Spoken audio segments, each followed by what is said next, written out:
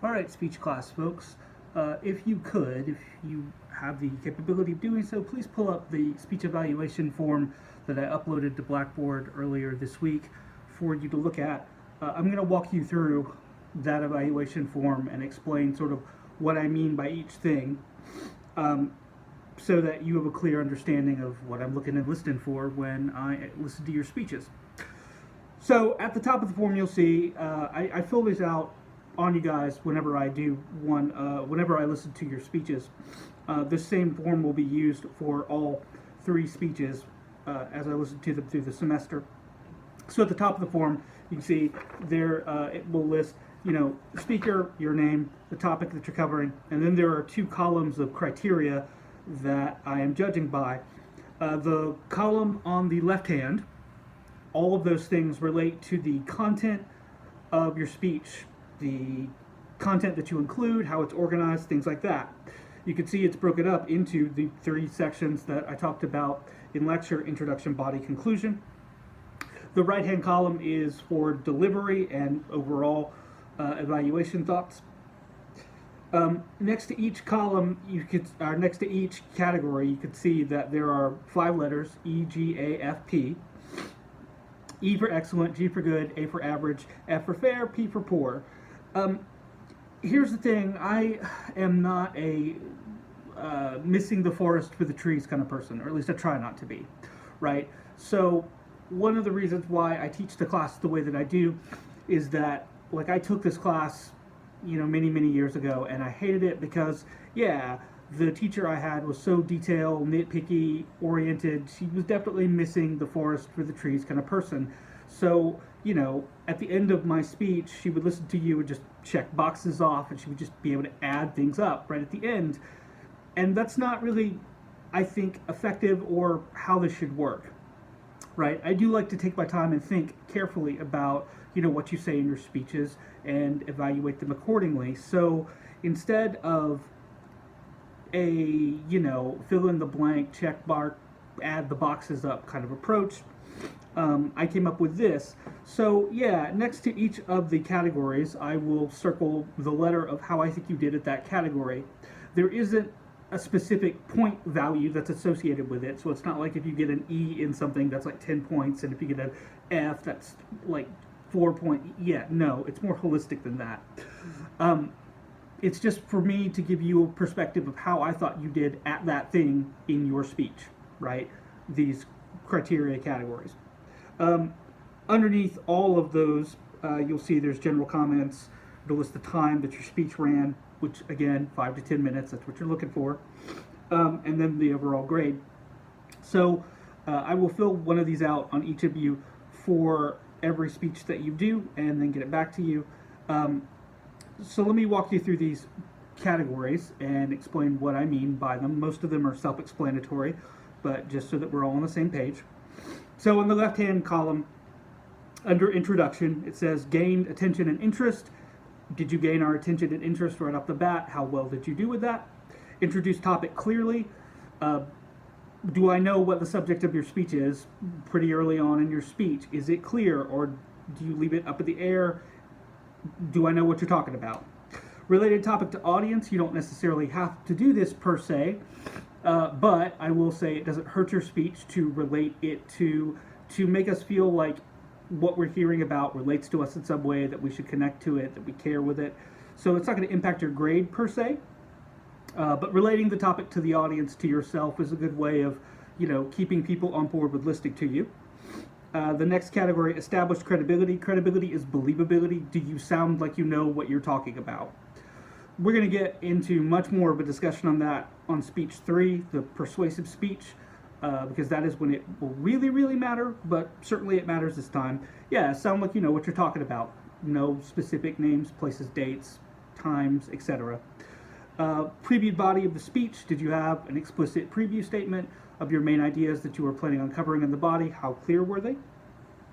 Under the section marked body, the main points, the main ideas, were they clear? Were I able to pick them out and say, all right, here are the 3 main things that the person's talking about? Main points fully supported. Did you have enough detail to flesh out each one of those main ideas? 3 to 5 is what you're looking for in a 5 to 10 minute speech. Organization well planned. Did you lay things out in a way that would make it easy for somebody who had no prior knowledge or experience of your topic to be able to follow along with you and understand what you were saying and keep up with the flow of information? And then there are 3 categories involving language: language accurate, language clear, language appropriate. I'm not going to spend a great deal of time, but they are different from one another, so let me explain what those differences mean so you can see what I'm talking about when you get a grade in this. So language accurate means that you're using the right word in the right circumstance that really means what you think it means. There is a great deal of difference, for example, between somebody who is undergoing criminal persecution versus somebody who is undergoing criminal prosecution, right? It's just one little letter difference. But yeah, saying that somebody is undergoing criminal persecution is a different thing than criminal prosecution. So choosing the right word in the right circumstance really can make all the difference in the world. Additionally, you want to be careful that of synonyms, right? Something that means something similar to what you're talking about, but not exactly the same. If you consider the difference between the following 3 words, right? Education, knowledge, expertise. They are synonyms of one another. They mean pretty close to the same thing, but they don't mean exactly the same thing. For example, none of you, not a one of you, I imagine, is going to say that you came to college to get your college knowledge. No, you came to college to get a college education, right? So there is a difference. So make sure that you are using the right word in the right circumstance that really means what you think it means. That's language accurate. That you're pronouncing the words, important words in your speech in the right way. I'm not going to nitpick your pronunciation on every word, but if it's a word that's important to your speech, you should know how to pronounce it. Language clear means that the language choices that you're making make what you're trying to say understandable versus hiding your meaning. Consider the difference between the following 2 examples. Example 1, Jack and Jill ascended the upward sloping geographical feature in order to obtain a certain quantity of liquid, the atomic makeup of which was 2 atoms of hydrogen for every 1 of oxygen housed within a metallic cylindrical vessel, versus Jack and Jill went up the hill to fetch a pail of water. It's not that the first example was wrong. Those words were all accurate, but the meaning was confusing because you had all those big 50-cent words piled on top of each other. So language clear means that you're making language choices that make it easier for people to understand what you're getting at rather than obscuring your meaning. And then lastly, language appropriate means that you're choosing words, you're making language choices that are appropriate for, a general audience. Your speech is not a chance to reinvent George Carlin's 7 dirty words you can't say on TV comedy routine. So yeah, bear in mind that everybody has different sensibilities towards language, but you want to keep things on a PG level, we'll say. It's not that you have to say HE double hockey sticks, but there is absolutely a line.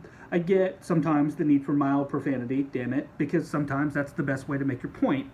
But yeah, you want to keep things on a PG level. If your grandmother or my grandmother, who was a saint, would be horrified to hear you say it in public, then don't put it in your speech. Connectives effective, meaning that you had transition statements at the end of each main idea to signal to the audience that you were done with this, talking about this thing and moving on to this next thing. As far as the conclusion goes, prepared audience for ending. Did you signal to the audience that the end of the speech was approaching, and how well did you do that? Reinforce central idea. Did you restate your main ideas that you covered in the body? How well did you do that? Vivid ending, the only things that you have to do in the conclusion are those 2 things. Signal that the end is coming, restate, reinforce your main ideas. I'll give you some idea of how vivid I thought your ending was, how good it was, but that's not going to be a huge necessary impact on your grade. As long as you do the 2 things that I said that a conclusion has to do, great. Moving over into the right-hand side, that column, the delivery stuff. So, began speech without rushing. People tend to want to rush through what they're saying if they're nervous. So force yourself to slow down, speak clearly, so that people can follow you and be able to understand what you're saying. You don't benefit anybody if you spit out everything like they are bullets fired out of the mouth of a machine gun.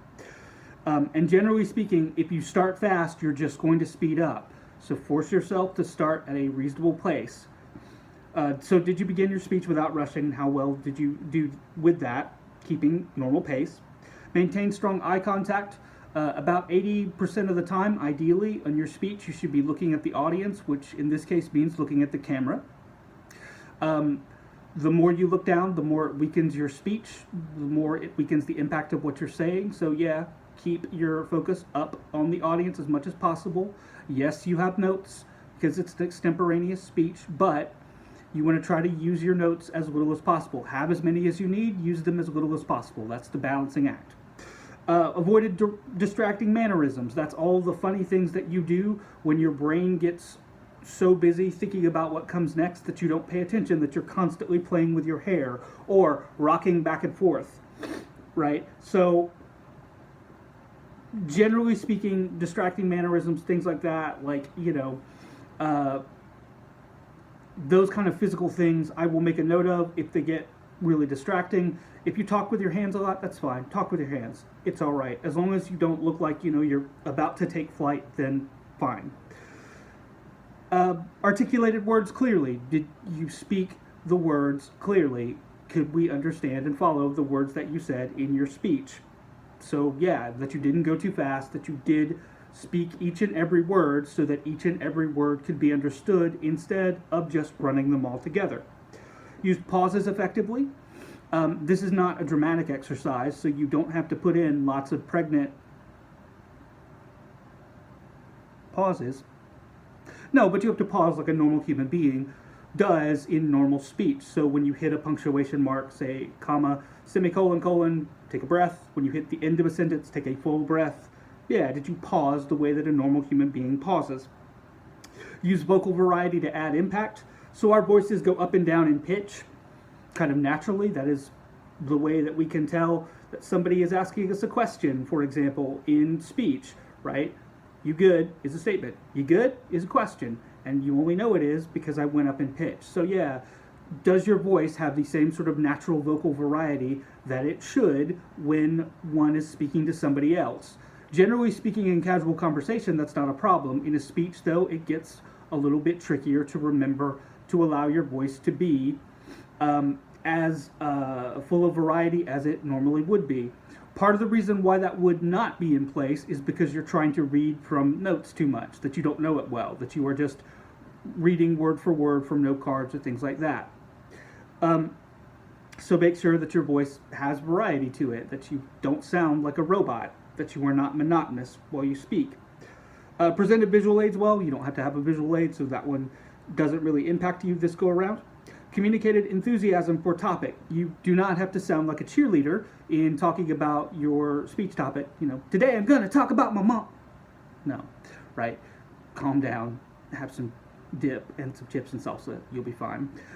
But you have to sound like, you mean it. You can't sound like Eeyore from Winnie the Pooh either. Today I'm going to talk about my mom. She's the best mom ever. I love her so much. Yeah, you can't sound like massively depressed or totally bored by what you're talking about. So communicated an acceptable level of enthusiasm. Sounded like you meant it, like you actually are interested in the thing that you're talking about. For overall evaluation, did you meet the assignment? Did you give a 5 to 10 minute biographical sketch of a human being in the last 1,000 years of human history? And how well did you do with that? Topic challenging, I usually give people full credit for that. Specific purpose well chosen, that's something that we're going to talk about in more detail with speech 2, so don't worry about that for right now. Message adapted to audience. Yeah, did you consider the audience that is listening to you when you gave your speech? Now, because you don't have a live audience in front of you, that's a little bit less important this time, but remember, we don't have your notes in front of us as I listen to your speeches. Like, I don't have your notes in front of me as I listen to your speech. So yeah, did you think about making your information, your speech, clear to the person on the other end of the camera while you're giving your speech? And how well did you do that? Speech completed within the time limit, 5 to 10 minutes.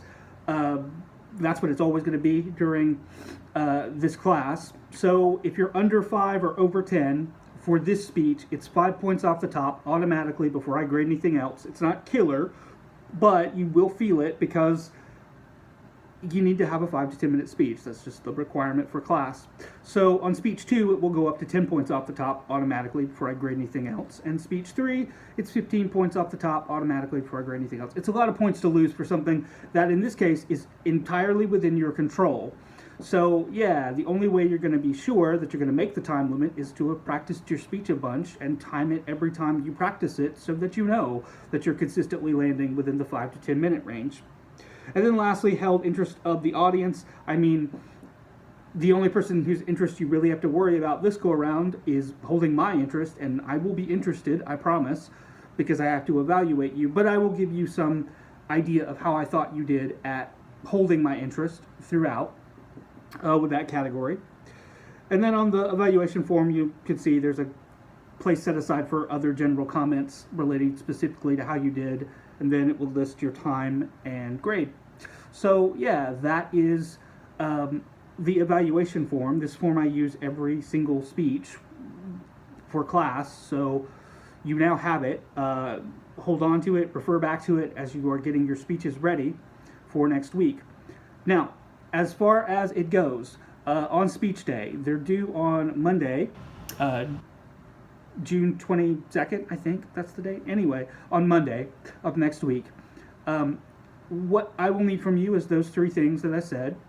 The works cited page, the list of personal interview questions and who you interviewed, and then either the full file that you record of yourself on your phone or computer or whatever, emailed to me, or the YouTube link. I think probably creating a YouTube link would be easier. Via your Augusta Tech Gmail accounts, you have, access to a YouTube account. If you don't want just everybody to see it, create the video, upload it there, set it to private, and then just email me the link, and that will be fine. So I'm not going to put anything up on Blackboard. As far as it goes, you can just email me the file and or link that you want me to take a look at. All right.